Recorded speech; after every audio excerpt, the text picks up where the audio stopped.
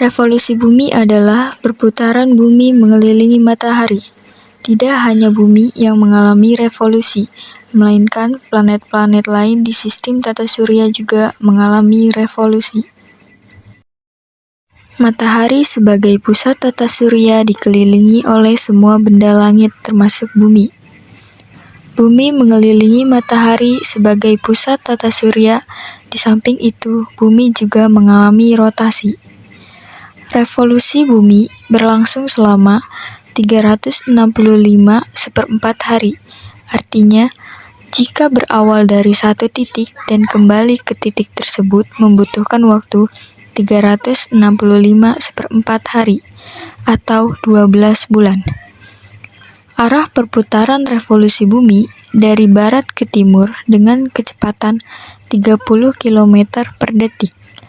Lintasan satu putaran sepanjang 943 juta kilometer. Akibat atau pengaruh dari revolusi bumi. Di antaranya, yang pertama, gerak semu tahunan matahari. Yang kedua, perbedaan lamanya siang dan malam. Ketiga, perbedaan musim. Keempat, terbentuknya rasi bintang yang berbeda-beda. Dan yang kelima, terjadinya gerhana bulan dan gerhana matahari. 1. Gerak semu tahunan matahari. Dalam sekali revolusi, setahun matahari seolah-olah berpindah atau bergerak, padahal bumilah yang berpindah posisi di lintasan orbitnya. Pada tanggal 22 Desember 21 Juni, posisi matahari bergeser ke belahan bumi utara, kemudian mulai tanggal 21 Juni sampai 23 September bergerak kembali ke belahan bumi selatan. Sekilas seolah-olah matahari yang berpindah, padahal bumilah yang berpindah sesuai dengan sudut kekeringannya yang mengenai sinar matahari.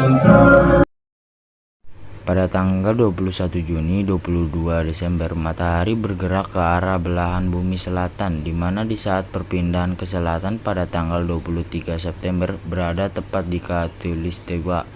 Kemudian pada tanggal 22 Desember kembali bergerak menuju ke belahan bumi utara.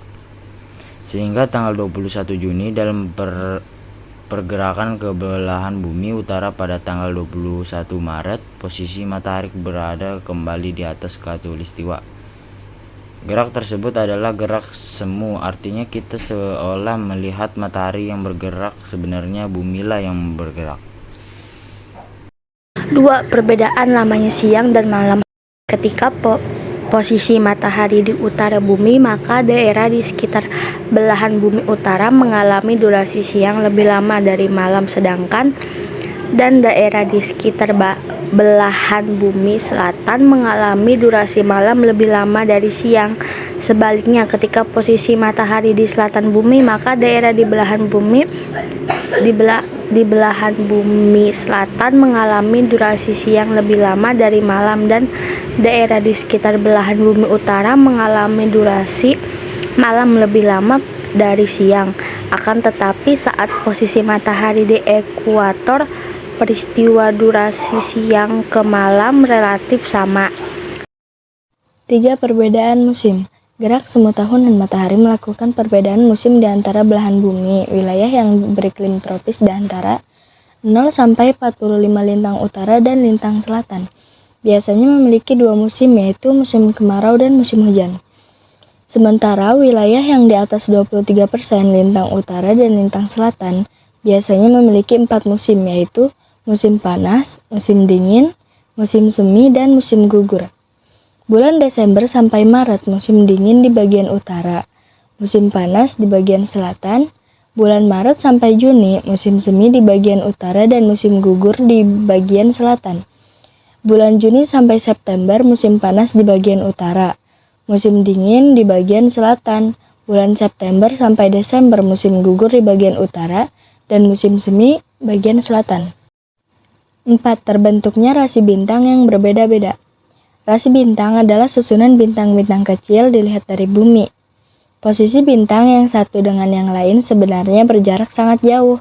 Saat bumi berevolusi, posisi kita bergeser dan menampakkan bintang itu juga bergeser. Misalnya, kita hanya dapat menemukan rasi bintang Scorpio di langit Indonesia bulan Juli dan Agustus. Selain bulan tersebut, kita mungkin melihat rasi bintang lainnya seperti Cancer dan lain-lain. 5. Terjadinya gerhana matahari dan gerhana bulan. Pada saat bumi mengelilingi matahari, bulan juga berada di posisi mengelilingi bumi. Ada saat-saat tertentu di mana matahari, bulan, dan bumi berada pada satu garis lurus atau matahari, bumi, dan bulan berada pada satu garis lurus. Contohnya pada posisi matahari, bulan, dan bumi berada pada satu garis lurus, maka mereka terjadilah gerhana matahari. Jika posisi matahari, bumi, dan bulan berada pada satu garis lurus, maka mereka terjadi gerhana bulan.